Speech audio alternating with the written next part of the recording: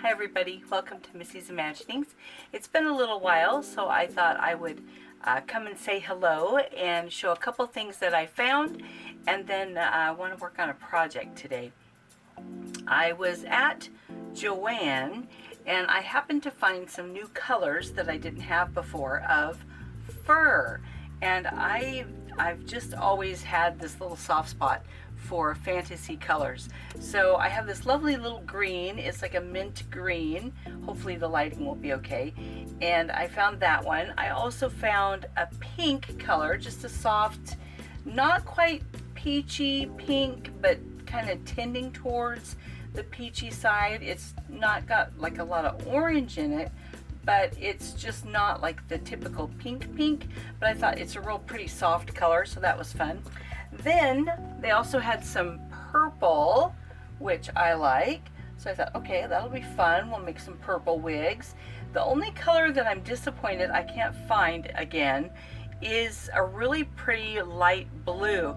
I was in there, it's been a long time ago now, and there was just a little bit. At the time I couldn't buy any, and when I went back in, there was like a lady there a day before me who bought the entire bolt, and they've never had it again, so I'm very sad. So I'm looking still. I want that specific blue color, but as much as I love fantasy colors for hair, which you probably know if you've watched very often, because usually these guys have a lot of fantasy colors on, I know a lot of people would rather have more natural colors.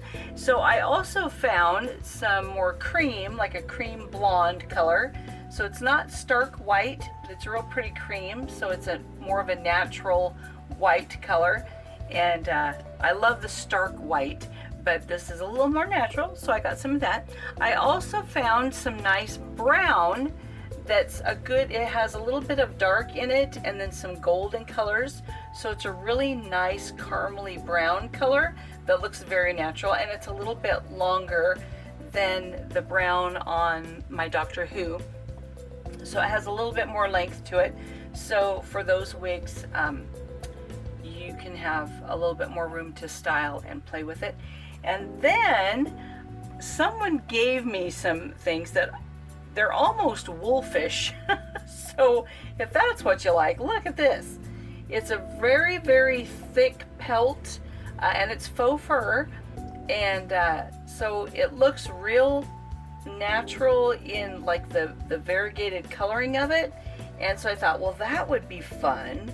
That would have a lot of a natural brown with kind of a silver sheen and a little bit of black in there. So I thought that would make some fun wigs. And then lastly, there's some little pieces that are actually a silver, like a black, well, no, dark gray, I guess it's not black, but a dark gray silver. And there's probably enough that I can get one or two wigs out of that. So I'm anxious to try and see how those turn out. One of these might make it onto eBay, I'm not sure yet, because I might have to keep one of those. That's pretty cool. But one, there might be enough for two, and then I could put one on eBay. So anyway, if you like wigs and you want a place to find some wigs, I usually try to keep a stock on eBay, and those are some new colors I have coming. So I'm excited to try them. And then I also found, and I have fur everywhere. Oh. Oh my goodness, it's worse than petting my cats. So anyway, I found some really pretty blue, and they're almost like an indigo, like a purplish blue eyelashes. And these were at Walmart. They are Wet n Wild, which I've never seen Wet n Wild have colors before. So if you're looking for eyelashes for your BJDs, these are real nice. And what I like about them is that they're not super long, and they're not super thick and spidered, which on people that's fine because you have a big eye, but on a doll, if you get ones that are real spidered, it's like you only have 4 lashes sticking out, you know, and then hardly anything between them. And on a doll, it just doesn't look as nice. So I like these because they're very full and they're not quite as long, which means you could probably get at least 2 dolls, if not 3 dolls worth of lashes out of this set. So anyhow, it's I don't know what the trend is going right now, but it's inspired colors lashes, so I'm happy about it. So there we go. So those are the lashes I found at Walmart, and I think they were about $3, I think. I'm trying to see a price on here, and it's just kind of dumb for me to even try because I don't have glasses on. I couldn't read it even if it was there. But anyway, I think they were about $3. So you can try that out. So our project today is a hanbok for the lady. So I did a bunch of these pieces just because it was all inclusive, like one set that I wanted to try.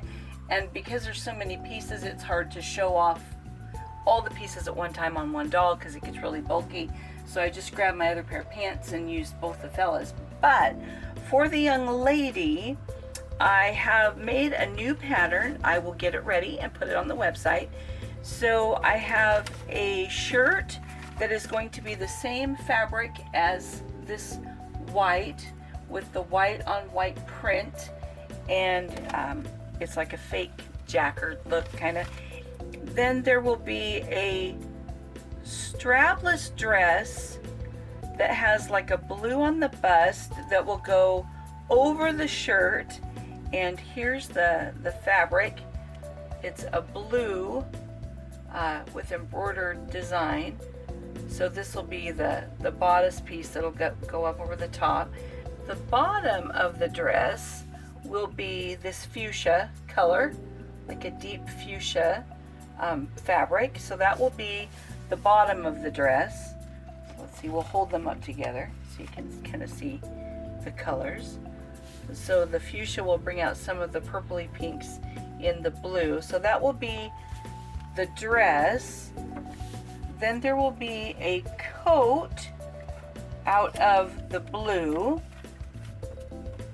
that will go over the top. And there will also be, where is it? Here we go. Just a white underskirt that will hang below the hem of the dress.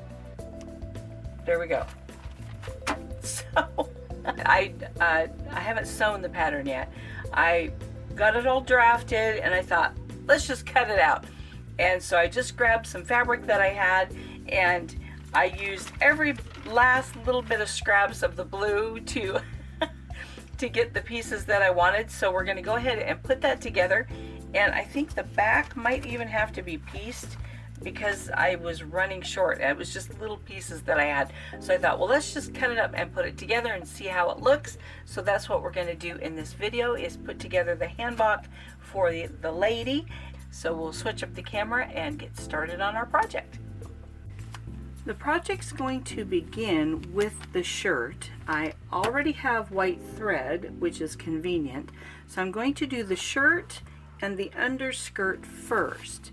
So my pieces are the two pieces of the front, which I think I'm going to go ahead and change and give a little bit more a steep of a neckline so that it will come down more at an angle.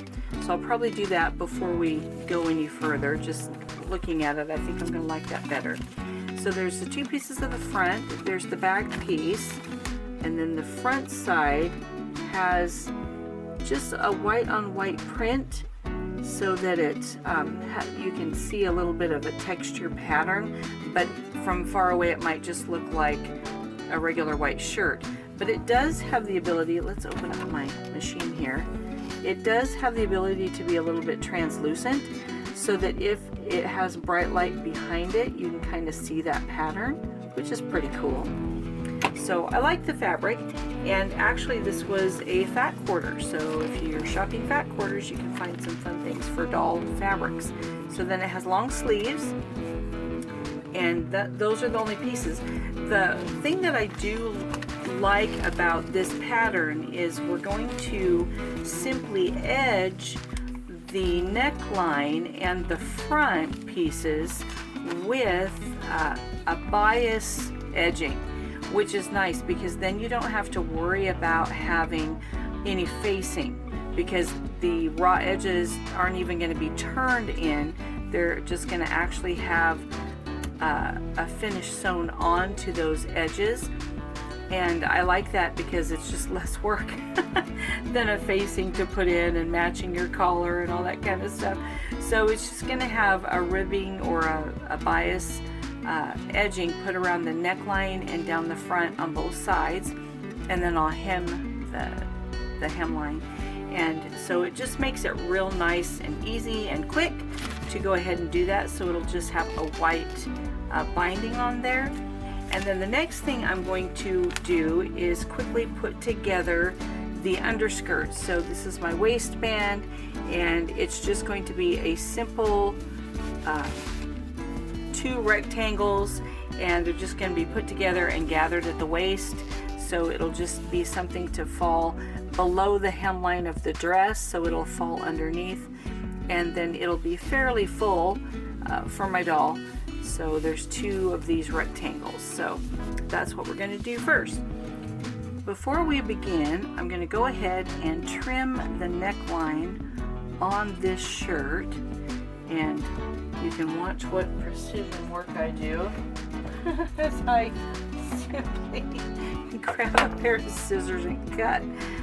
No plan here, no plan. So let's see. I think I'm going to want it to be more like this. So let's just cut that, shall we?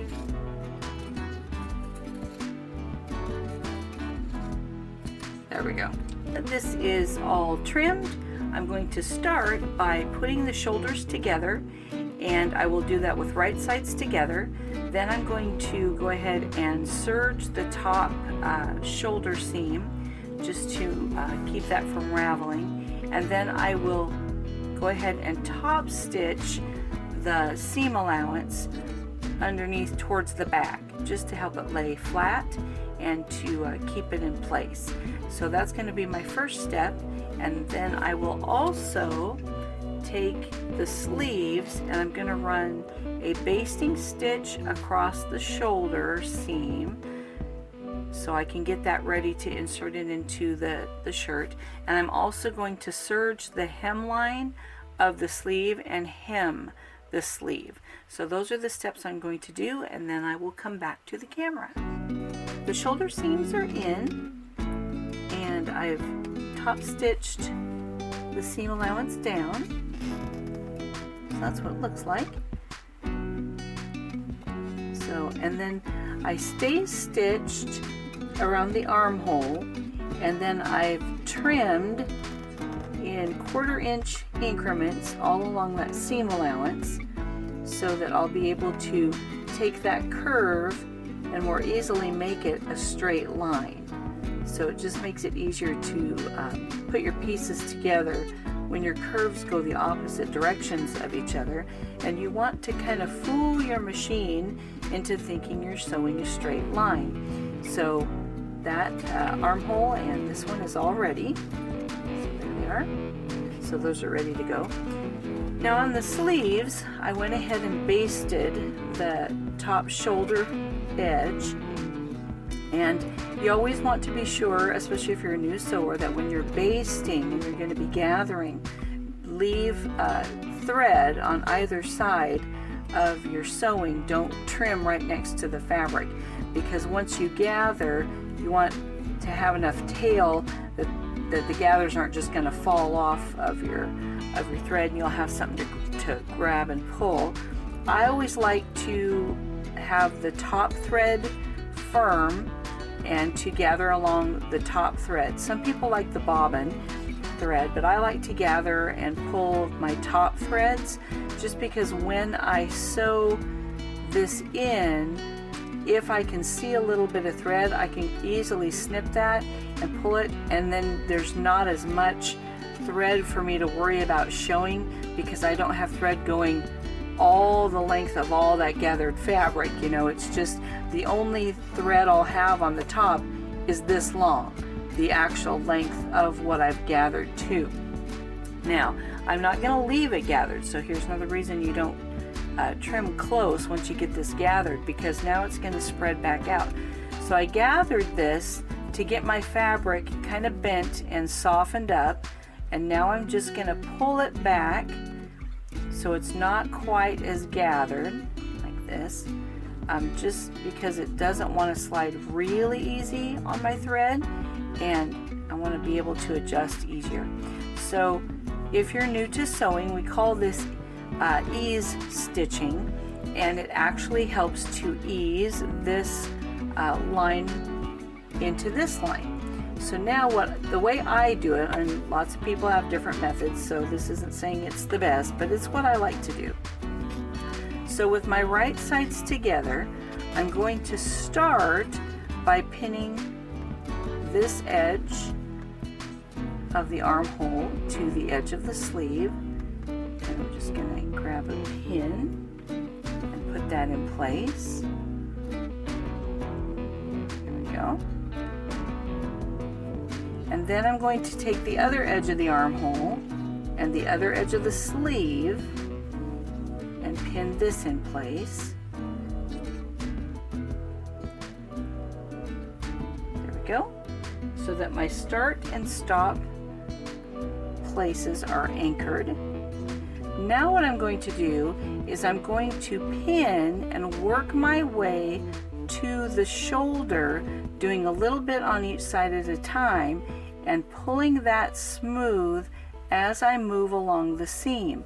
So when I actually get it pinned in, there really won't be any gathers, but that gathering that I started and then took it back out just gives some curvature to the sleeve to help it fit in, rather than trying to put a real flat line and get it to go around those curves. It just kind of makes it a little bit easier to match your seam so that your edges are together. And here I'm pinning, probably every 3/4 inch max. I wouldn't go over 3/4 of an inch because then you have a chance of your seams not lining up very well. But as you can see, I'm kind of pulling that gathering out and stretching that back as I pin it in there, but those gathers just kind of help me get around the curve. So there, as you can see, it's kind of puckery because we're going around that corner and trying to make it fit. There's a little, oh no pleat. I was going to say there's a little tuck there, but it's not. So even though it's a little puffy, we got the sleeve in. That is your benefit of having ease stitching, to put things in and to make it fit. So that way I got that sleeve in. So now I'll go ahead and complete the shirt. So it'll take me a while to get that other sleeve in, but once we get it in there, then we'll go ahead and come back to the camera. I have the sleeves in, and I went ahead and pressed the seam allowance of the sleeve shoulder to the sleeve. I just like when I'm actually putting it on a doll that their hands are going to go this direction with the seam allowance rather than having it back, because it leaves less bulk on the shoulder. So if you've got other layers, I just kind of like the seam allowance bulk to be in the sleeve rather than up here. So the next part is to go ahead and do the trim that's going to go up the side, around the neckline, and back down the side. So I took some of my fabric and cut on the bias and made some bias tape, and I used my handy dandy little bias tape maker, which you can download. The pattern is on the website, and I use the 1.5 inch size, which means my strip of fabric is 1.5 inches wide, and that's what fits into this folder. And so there's videos that I can link below on how to use these. So this is already posted and available for you, and so I just use that to make my bias tape. Now when I'm putting the trim on the edge, there's lots of ways to do it, and I know lots of people have their own favorite way, and this is just how I do it.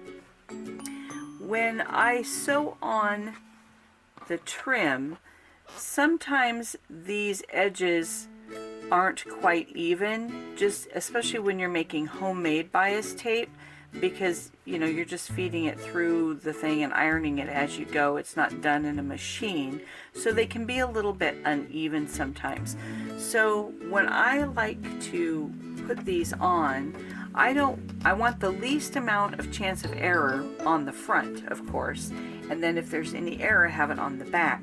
So what I like to do is take the bias tape and open it all the way up with the raw edges together, and I'm going to make sure that I have enough, because obviously this was an angle from when I made the bias tape, so wherever my highest point is, I'm going to match that, and I am going to stitch the raw edge together first with the right sides together and the bias tape on the outside. That way, now when I fold it and I fold it in, I know that this is already connected and it's not going to slip or move because it's already been sewn inside, and it's not been sewn way back where the fold is. It's just sewn on the edge, so it's just kind of tacking it in place. And then as I fold this over the edge so that my edges are encased, then my edge is right up to the inside center fold automatically, and I can fold that over, and then I'm going to top stitch on the top close to the edge of this fold, but it's all going to be held in place and it's not going to have a chance to slip. And that way I know that even if I get a little bit wonky, and once in a while it might come off a little bit here if the fold is really uneven, which this one doesn't look like it will be, but that way any chance that I have of an error in the way that the thread looks, it'll be on the inside of the coat, not on the outside, and it's already held in place because I've already sewn it on with that stay stitching to begin. So that's just kind of how I like to put it on there. Like I say, because sometimes it's a little more work, but it just ensures that everything is going to be in the right place. Once I fold the fabric over and top stitch, it's not going to go anywhere. So that's what I'm going to do.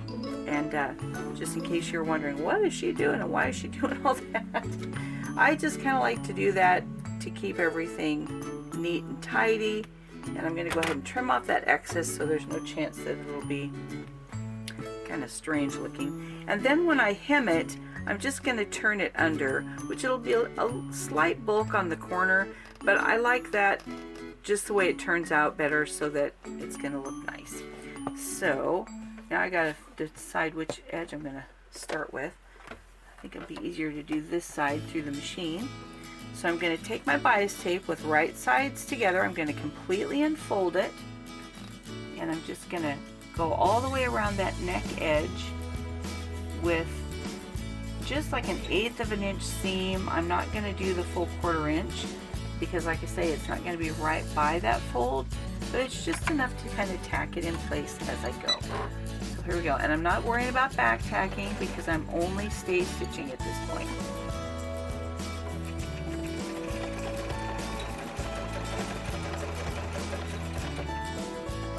Almost up to the corner. I'm going to sink my needle on the corner and then gently kind of swirl things around, which, because this is bias tape, it's going to be a lot easier to make those nice curves. There we go. And I'm going to go ahead while I'm here, just to make it a little easier, I'm going to give a couple little snips around the neck edge, just to kind of fool my machine again to thinking, you know, that I'm doing a straight seam. There we go. Just so it'll be a little bit easier. Just a couple little snips.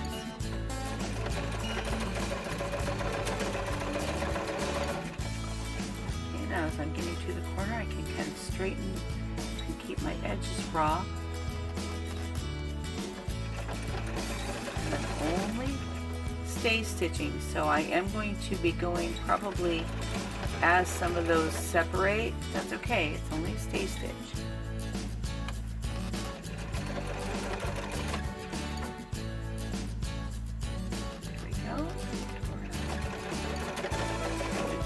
neckline. Now we're coming back down the other side.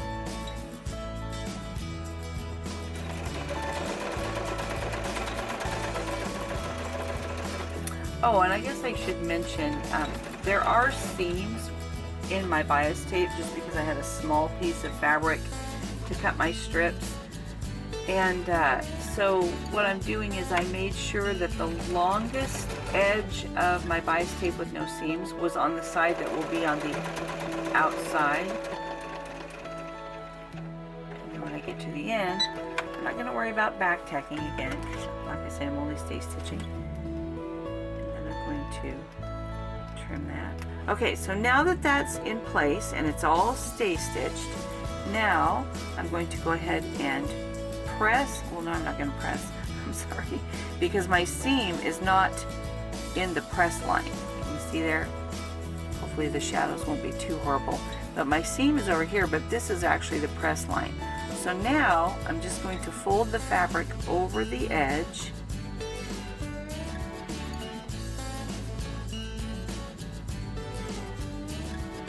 And then I'm going to start at this, whatever end is easiest to go into my machine here. And I'm going to fold it around the edge of the fabric.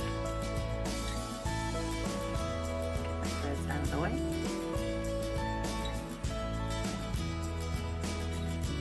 And then I'm going to top stitch on the top. And here again, I'm going to end up hemming it, so I'm not going to worry about back tacking right here.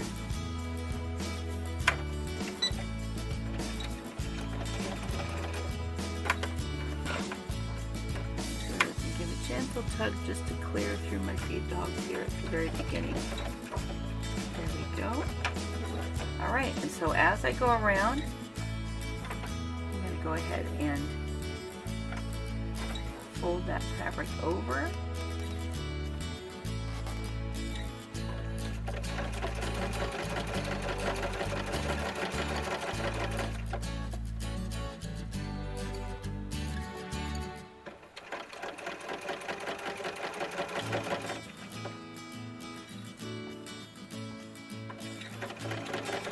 And I don't have to really worry about positioning anything because I've already stay stitched it to the garment. So it's not going to shift back and forth.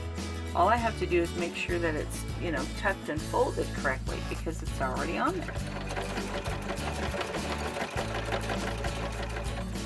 I know you can buy little gizmo machines that you can put on your actual foot for sewing on bias tape, but it's just kind of my method, so I don't really worry about it.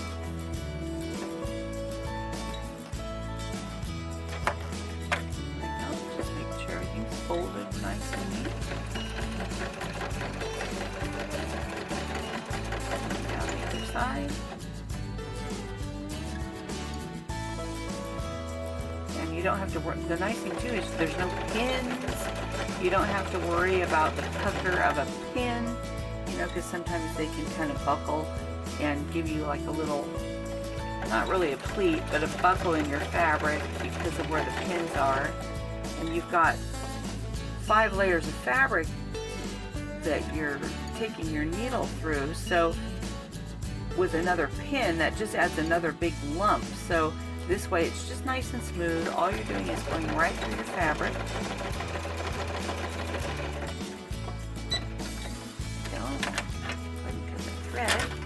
And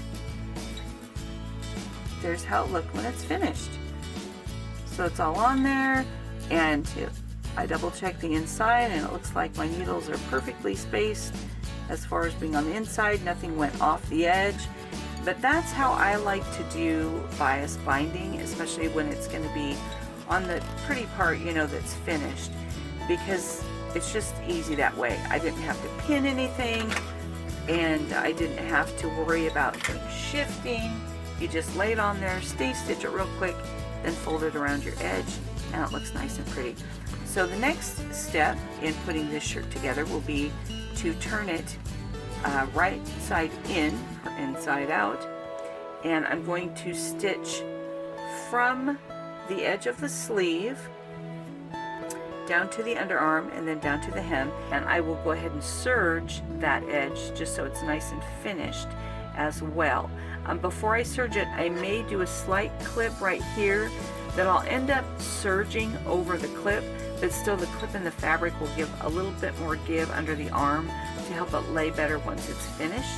And then all that will be left will be to hem it. So it's just finishing that underarm side, and then to hem, I'm simply going to serge this edge and turn it up and do a simple hem. So I'll have a little bit of bulk here, but because I'm not double folding it, it's not going to be horrible, because this is just going to be serged to have a nice finished edge on the inside.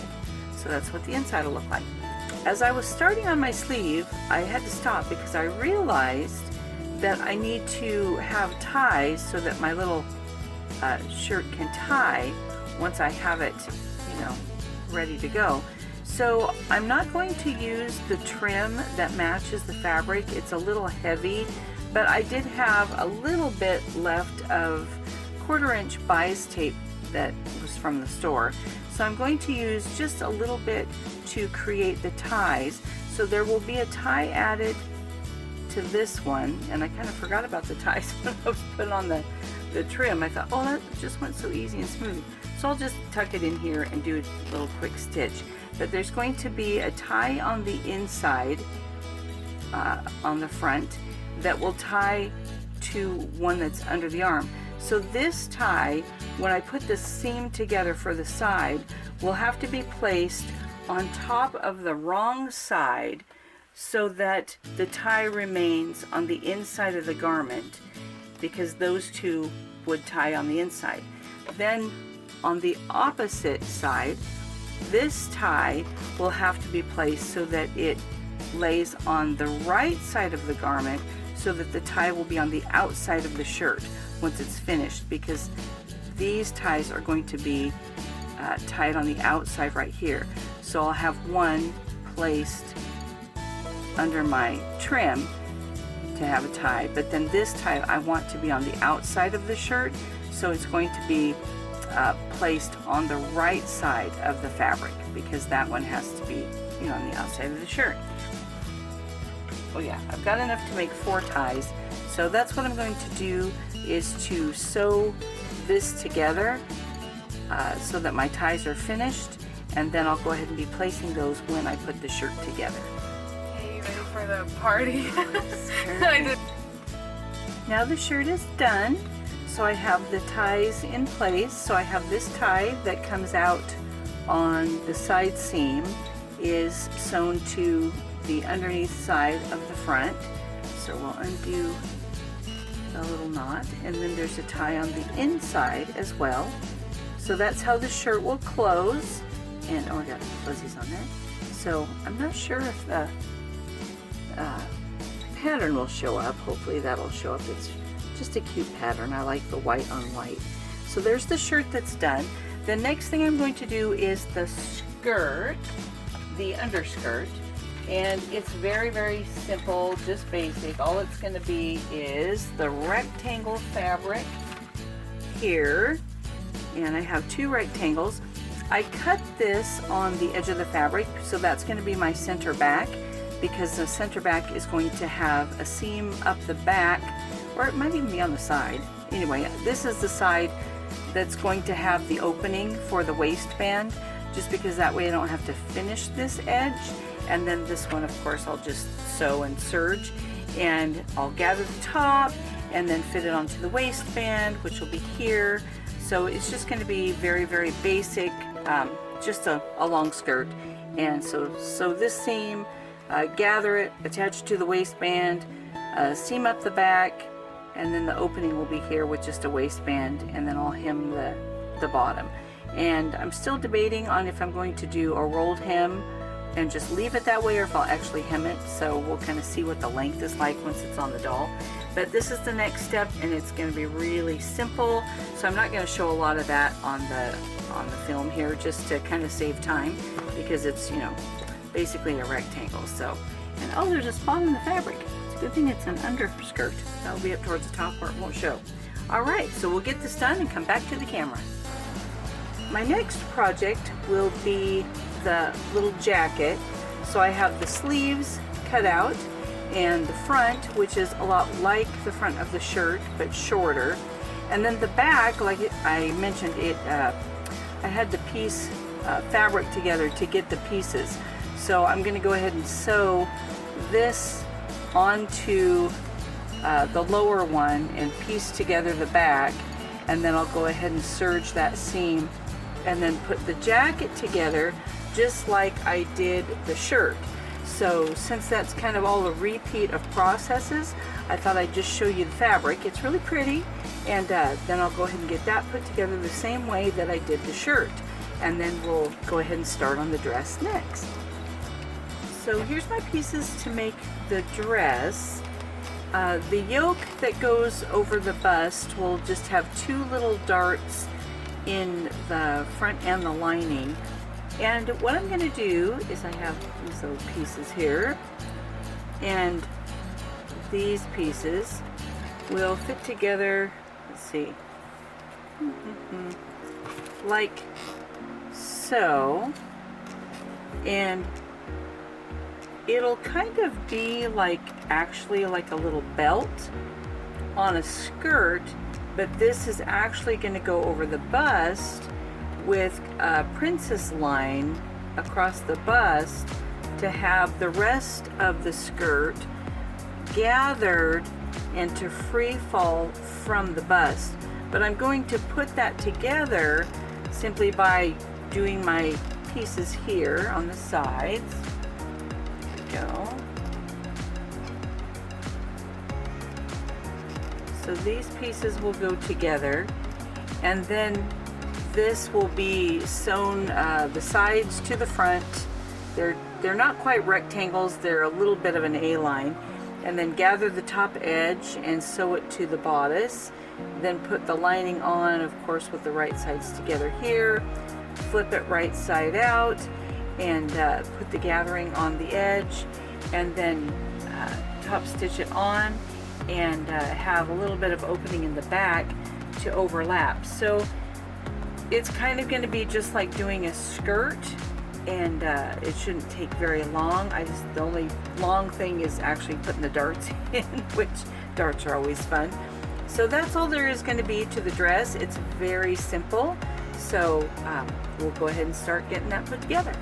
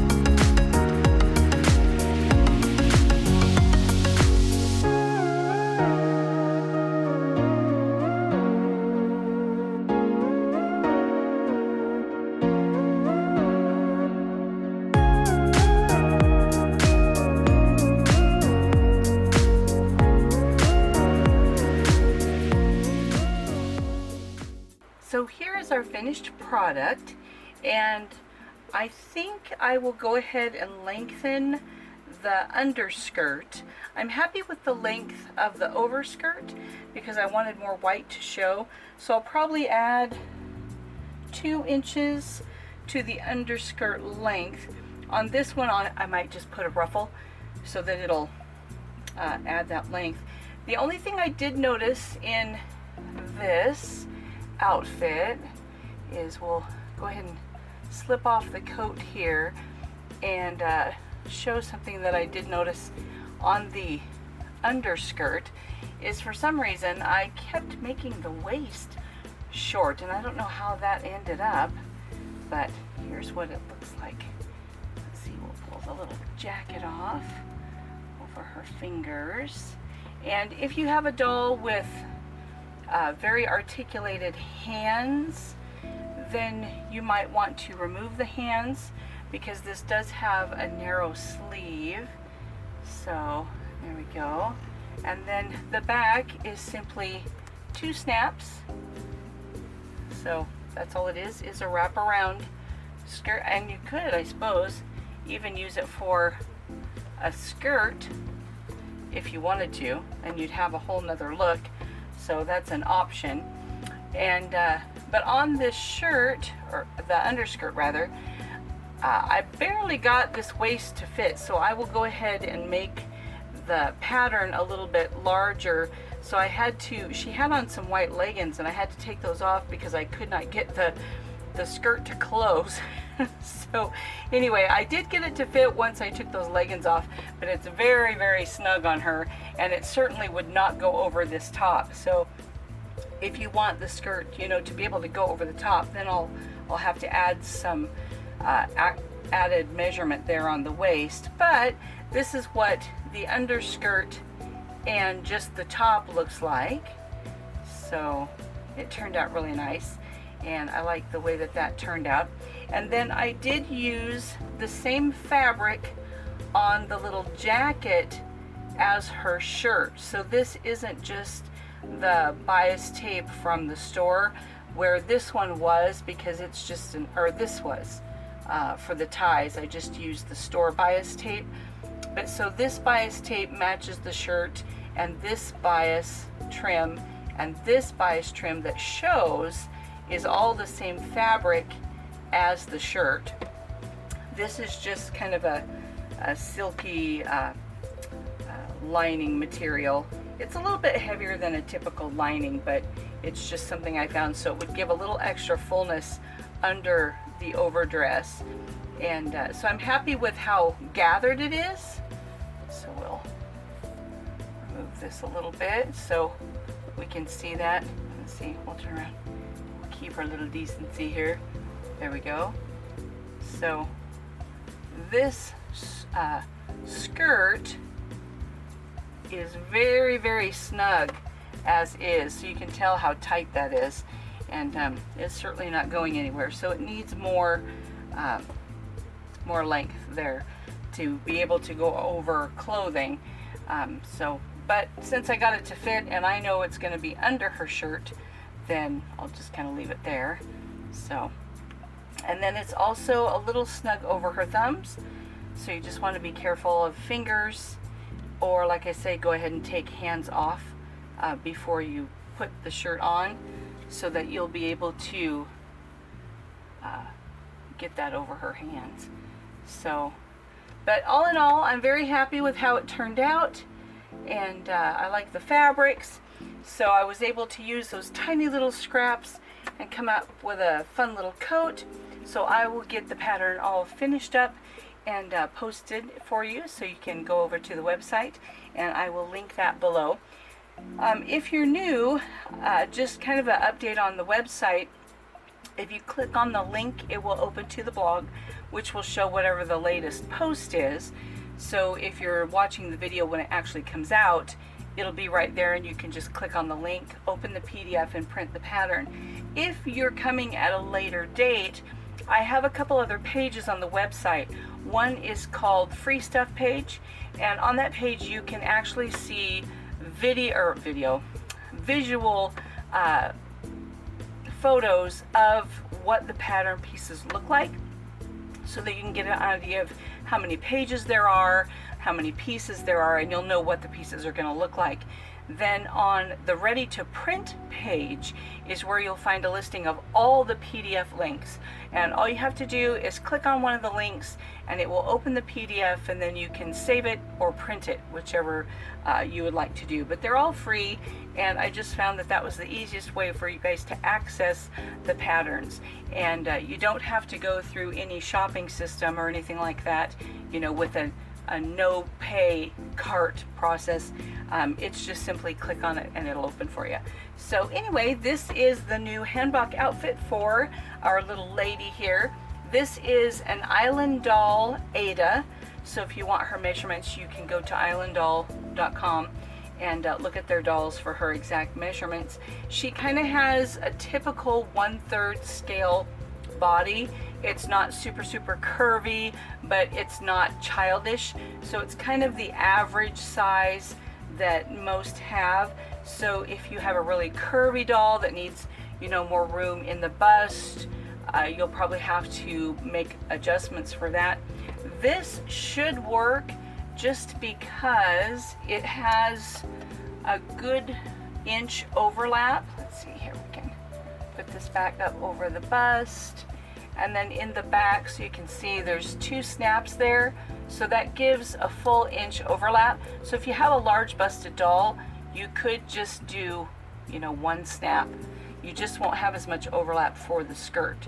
So anyway, that's kind of how that works. So you might have to double check your measurements on your own doll.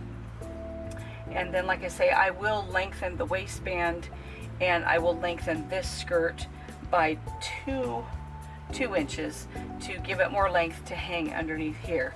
So all in all, I'm very happy with how it turned out. The shirt fitter, and the jacket fitter, which I was very happy for, so everything turned out the way I wanted. If you'd like to have an idea on how to draft a pattern for any particular doll that you have, I will also link a video that I have down below on how I make a basic set. And a basic set is basically wrapping the doll with saran wrap and tape, and then drawing on your actual form lines and cutting that off and making a basic set that if you were to sew it, you would get a really tight bodysuit. It doesn't really give you any garments, but you can use those pieces to draft other outfits and know that you have a guide that will fit your own doll. And I did a video on that when I was when I first got my Doctor Who. He has a resin sole long body, and so I made the basic set for that doll and did a video on that. So you can check that out if you're interested in making your own basic set for your doll, so that you can then in turn draft designs that will be guaranteed to fit your doll, because I know there's so many shapes and sizes with these dolls. There's just so much variety, and if you have loose patterns, for example this, it's not really fitted, but sometimes in the shoulders or sleeve length or bust, in anything that's tailored at all, then you're going to have a hard time sometimes trying to get things to fit. So anyway, there's a couple ideas for you. I hope they're helpful, and until then, stay safe, stay well, and happy sewing. Bye.